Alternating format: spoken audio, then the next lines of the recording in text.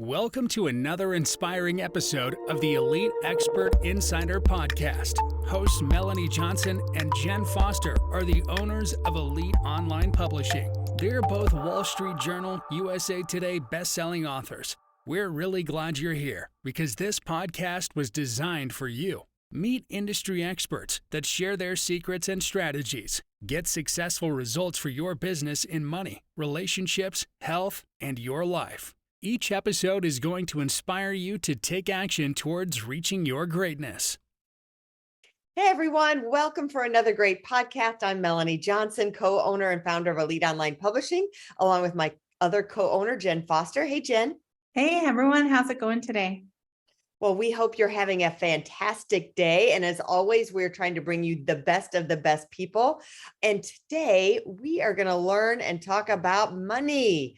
We're going to explore how your emotions influence your ability to manage money. Who would have thought, right? We're going to get into the psychology of how it's affecting your financial and where you are now. It's all in your head. We have the person who started FinWizdom podcast, Joelle Franks, with us today. And hey, Joelle, thanks for coming. Oh, I'm so glad to be here. Tell us, Joel, a little bit how you got into the financial industry. I got to tell you, it was a little bit by accident. I mean, way back when I was actually in the toy industry. I always wanted to get into product and development of toys. To do that, though, you needed a higher degree.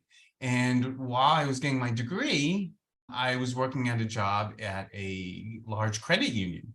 And as I was learning new ways of marketing, I began to fall in love with the financial industry. And when I finally got my degree, I realized you could do the same thing. Now I'm just pitching products and services to big kids.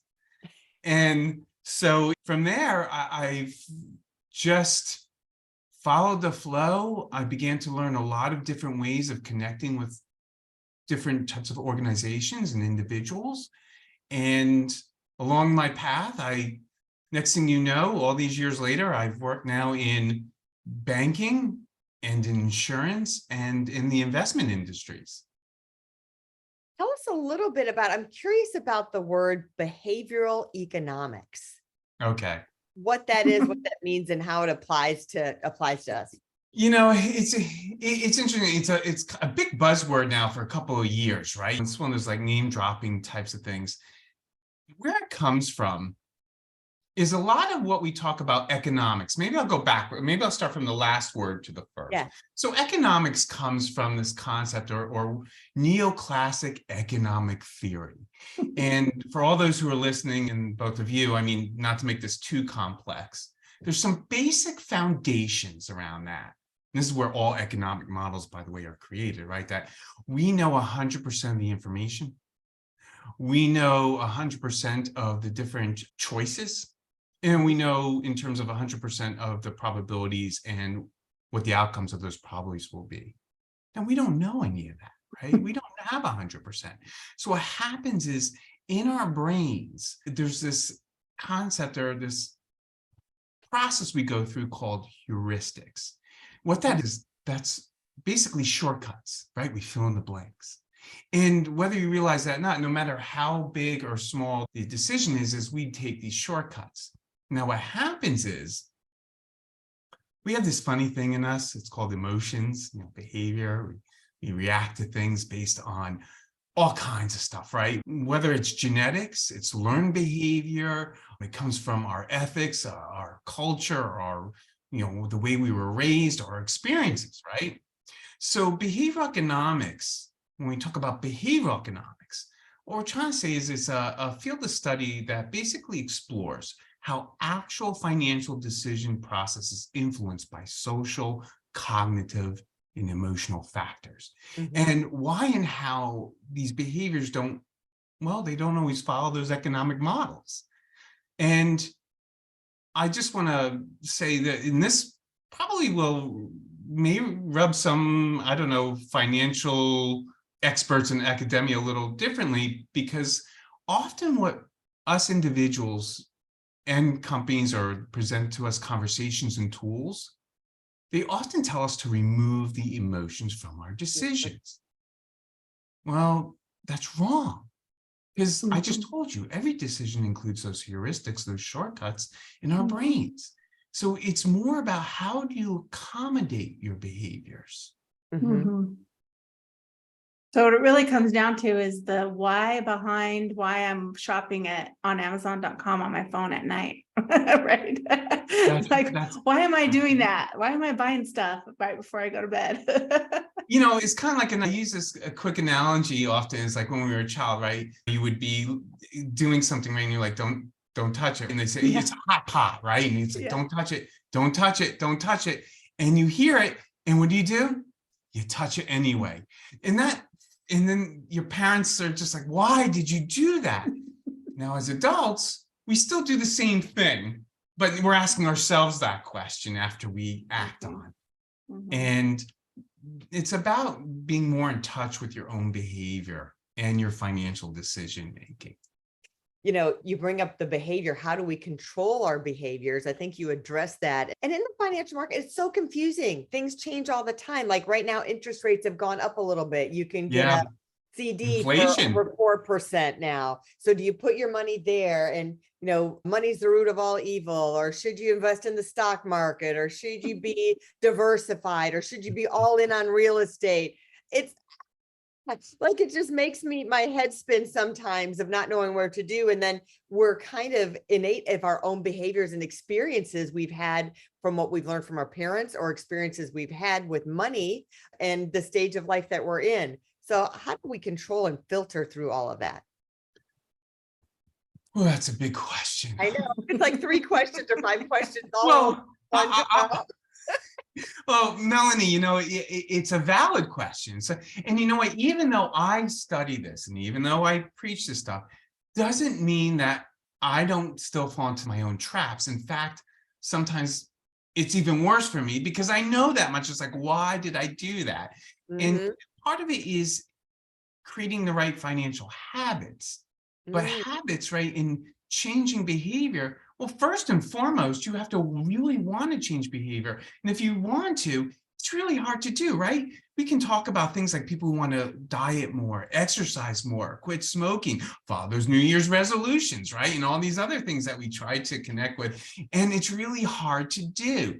So part of it, and I think a big part of it, is awareness. Not even just general awareness. You need to understand these different types of behavioral risks. And I think that's where it starts. And if you know that, and we can get into something else if you want me to, about something you said about, let's say, where do I invest? Where do I make money? And let me tell you something, don't beat yourself up, Melanie or Jen, right? If you don't do the right thing. Yeah. Because the behavior, there's these things called behavioral biases, and there's also behavioral variability, which is much more individual. So don't always beat yourself up. And I can give you a really great example. Let's say, and this is a great, let's say, you won the lottery. Now, all right, let's say you didn't win millions and millions of dollars, which it doesn't matter what you do, and you're going to end up with a bunch of money to leave for legacy. Let's say you won a healthy, let's say $500,000, $500,000, right? That's pretty decent, right? Now, you can go to different and I'm leading to this because this is really important because it goes beyond individuality in terms of yourself. It can also happen with experts. So let's say you're seeking advice for that money and you go to 3 different financial experts. Now, they're all certified, they're all experts, but you speak to an accountant and a financial advisor, or maybe you're an insurance agent, right? Yeah. All 3 of them may be very important to you. And they all, again, are certified to give proper advice. You go to the banker and they may tell you, well, that's great. What you need to do first is pay off the mortgage, get that emergency fund up, put the money away for if you have children, a college education, etc.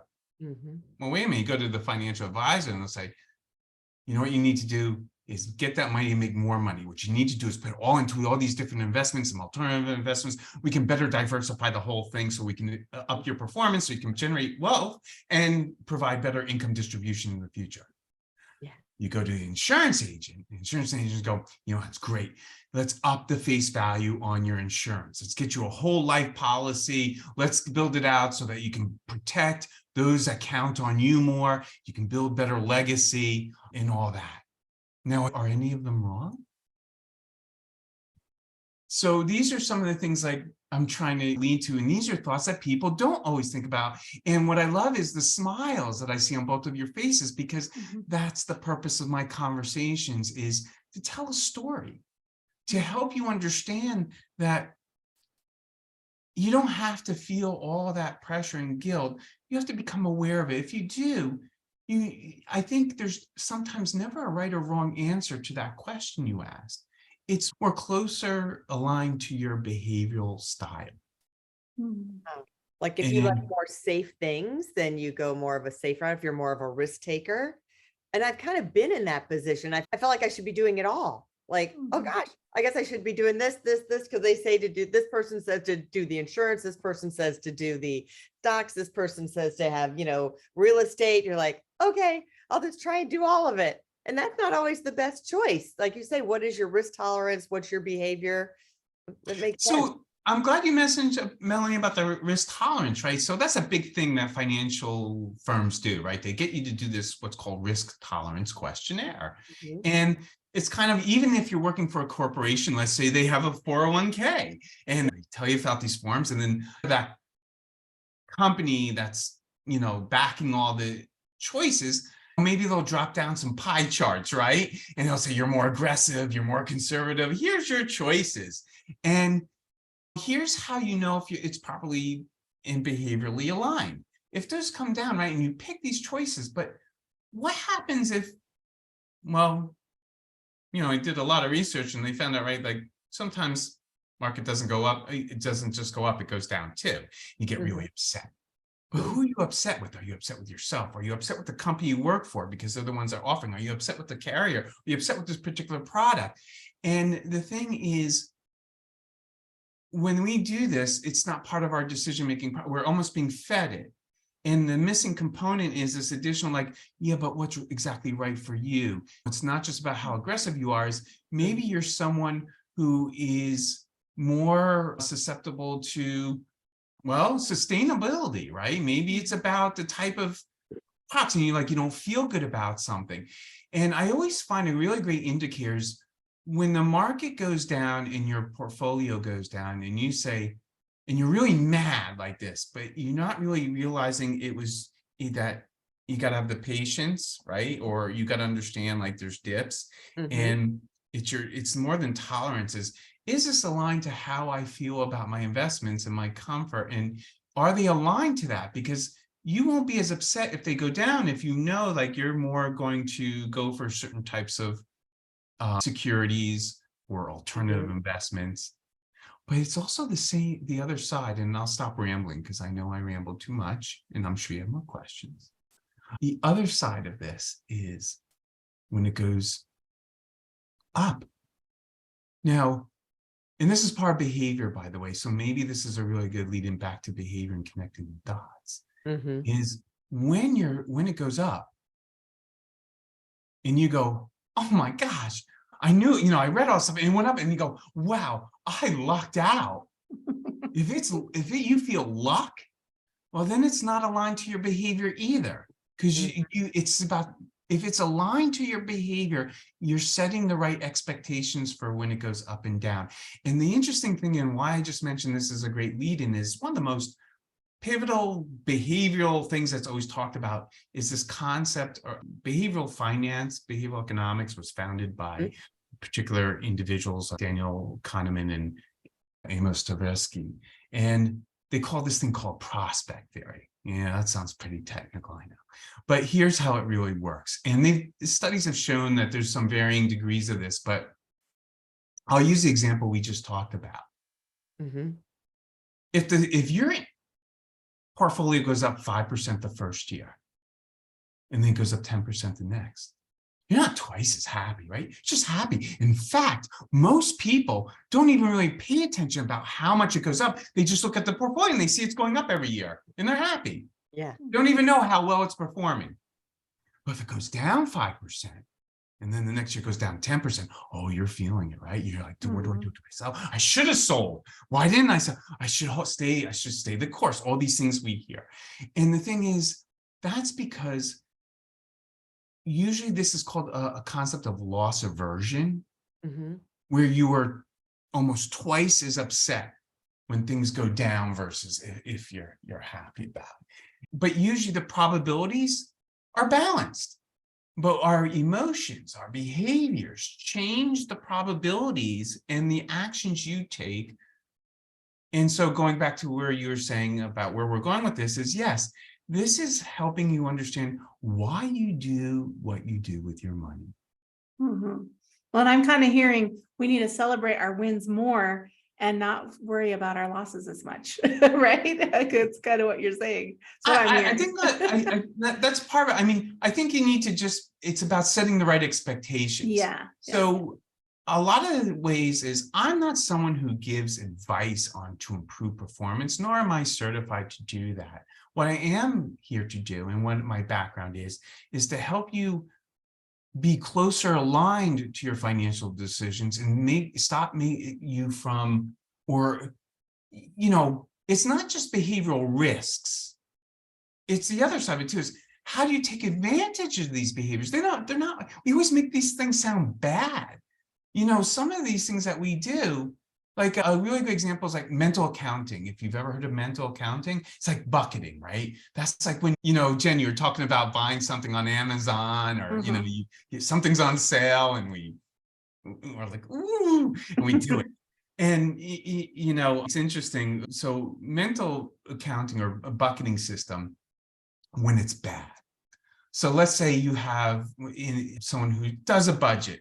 Maybe you did create a budget, but one of the budgets for groceries, right? And maybe you have, well, now again, Melanie brought up something at the very beginning, right? About costs, right? Inflation is a big thing right now, right? We're all paying maybe a year ago, my household budget for food was $100 and something a week, $100 a week. And now it's 150, let's say. So let's say my budget, I increased by whatever, it's 150, but maybe it wasn't enough. So, but I also have other budgets, right? I have budgets for utility. I have budgets for eating out. I have a budget for vacation. I have a budget for gas money or anything. I have a budget for some of my hobbies, could be anything, could be a budget for clothing. But I want to stick to the groceries for 1 minute to drive home a message about where we get really our wires crossed. So I'm out of food, my significant other chowed down a little too much or had some friends over and now it's like, where's the food? And it's like, gosh, we just used up our budget. We can't go food shopping. We're out of money. But hey, our eating out budget still has $150. Let's go eat out instead.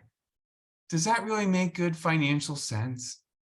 So that's bad mental accounting, right? That's where bad behavior, that's creating a behavioral risk. But what if, and here's how like a way of you can turn it around. Mental accounting. So what if I turn it around and I talk more about budgeting in terms of retirement, or actually just in general? I'll talk about it in general because for all audiences, right? Not everyone is seeking just for retirement, give or take of how long of a lifetime we have. But you would first want to look at bucketing based on overall your expenses, right? You may have a separate bucket for short-term goals, a bucket for long-term goals. Now, if you're covering that stuff, then that final bucket, discretionary income, the things that you can do. See, we guilt ourselves if we go to Starbucks and we buy a cup of coffee and everyone will be like, and people will be like, that could be their New Year's resolution. Oh, I'm going to stop going. I'm not going to spend the money in coffee. But if you've done it right, if you know all the expenses, and by the way, figuring this stuff out takes like a good month to 3 months, like a quarter, to see where your expenses are going. You'll be very surprised. We forget about subscriptions. We forget about things like annual fees that we have, and you got to capture that. That's the hardest part. Short-term goals, by the way, could be a new car. It could be furniture. It could be even maybe a more expensive outfit. Let's face it. If you have expensive taste, sometimes you don't want to spend it all. You got to balance this stuff out. For younger people, sometimes it's also right paying for school and or for your kids. And so these are different short-term goals. Long-term goals could be retirement or legacy. So if you're doing this, if you know those components, whatever you have left over, now, mind you, when you first do this, you may realize I don't have anything left over and I got to reset my goals, because it can't be, I'm going to get a car and I'm going to get the new bedroom and it's got to be, or you got to change the timelines. But if you do this right, why should you beat yourself up on spending an extra bunch of money, a cup of coffee, or that car service, right? Or that new dress, or that new gaming system, or whatever it may be. So this is what I'm trying to lead to. This is kind of my background. This is what I'm trying to help others see. It's not just a learning lesson. It's about feeling good, having these positive inferences and having a better relationship with your money, and this creating more money energy potential too. Yeah. Instead of feeling like you're never enough or never have enough. Yeah. I'm sorry I rambled so much, but No, you kind of prompted me into that direction. So I apologize if I spoke too long. Well, tell us a little bit about you have a book coming out. You have a podcast, FinWizdom. Tell us a little bit about your book that's going to be coming out soon. Okay. So I think I have to go first about what FinWizdom is, right? Yeah. It's kind of a catchphrase if you think of the term financial wisdom. So I started a company called FinWizdom, and spelled FinWizdom. And part of it is, a lot of what I do is giving back. I've always been someone, even I've been in corporate and small business, large businesses, entrepreneur before, and always on the side, like to give back, and adult financial literacy is important. So FinWizdom is a combination of things. I do a lot of consulting, but more importantly, most people know me because of a podcast. And the podcast goes back to what I said before, and that's learning why you do what you do with your money. It goes through these behavioral risks that we just started just touching the surface of. And what that podcast does is it tells you a very brief story in the beginning, and you're going to go, what the heck does that have to do with managing my money? But by the end of the podcast episode, you'll know, and you should laugh at yourself along the way, like we did today, about a couple of things. And at the end, you'll be like, okay, because so you see when it happens, and you can see how it can influence your behavior, so you can maybe stop that from aggravating a situation. And that's why I said half the battle is awareness. There's other tools, there's other places you can go. The thing is, and also I talked about financial literacy and why FinWizdom is there, is because often when we talk about financial literacy, it's more about the math. We talk about concepts, we talk about budgeting, we talk about economics, but we're not talking about the behavior. Or when we do, it's just lightly touched upon. And there's another important thing about the podcasts, by the way. They're not long. They're like 20 to 30 minutes. And that's why there's some learning lessons I found out that, because I'm also into retention. And I could have made it videos, but the thing is active listening helps within 20 minutes, you can learn one important lesson and possibly retain it much better. So I wanted to make it something where you could have it over a cup of coffee while you're driving to work, walking your dog, just kind of chilling on the couch. And it's made for all ages. So that's where the FinWizdom podcast comes in. And I've been doing it for a while. What happened is podcasts are great. As we're talking now, they can be visual like this and be really make us feel good and learn something with great takeaways. But about 62% of the American population have listened to a podcast. Doesn't mean they're avid listeners. And that leaves a whole population of people who don't listen to podcasts. And the other side of it is, well, you know what, with the podcasts, the people who are listening were telling me they wanted something in writing as a resource, and they wanted to share something to others. So I decided on going on this adventure of creating a book. And the book is Creating Wealth with financial health. It's also the tagline for FinWizdom.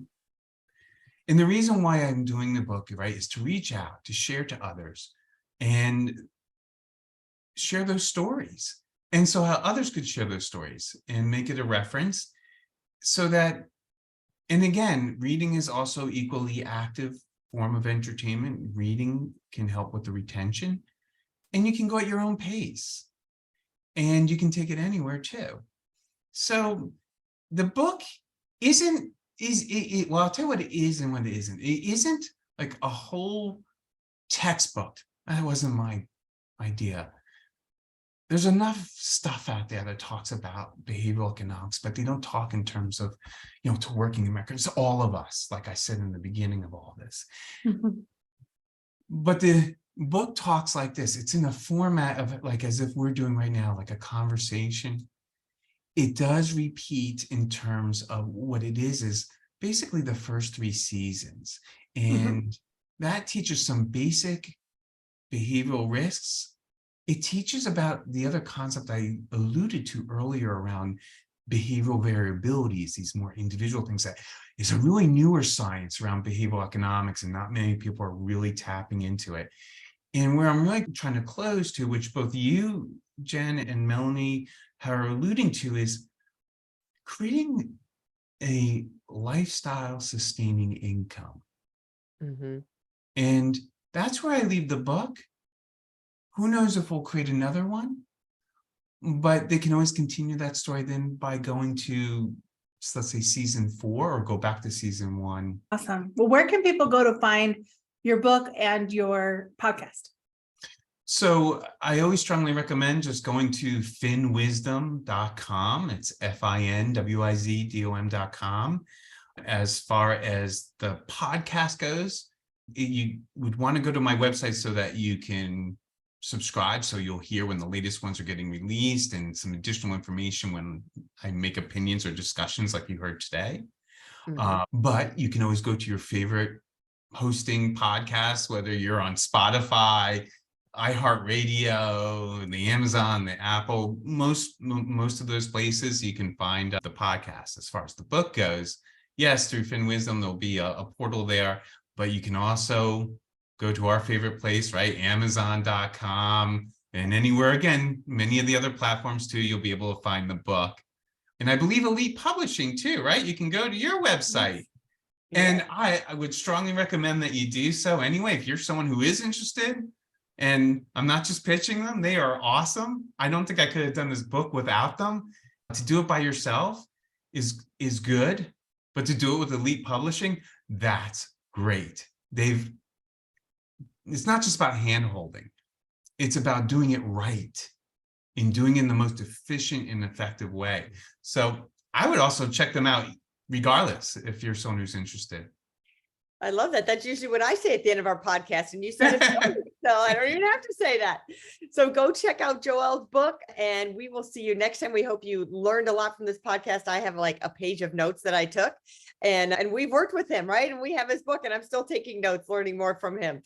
So have a great week, everybody. Thanks for joining us, and we'll see you next time. And yeah, take Joelle's advice. If you're thinking about writing a book, reach out to us at eliteonlinepublishing.com and hit that author submission button. Bye. Bye. Hey, are you looking to increase your revenue, build credibility, and elevate your brand? This podcast is brought to you by Elite Online Publishing, an innovative publishing and full spectrum marketing company. They will publish and market your book to make it a #1 bestseller.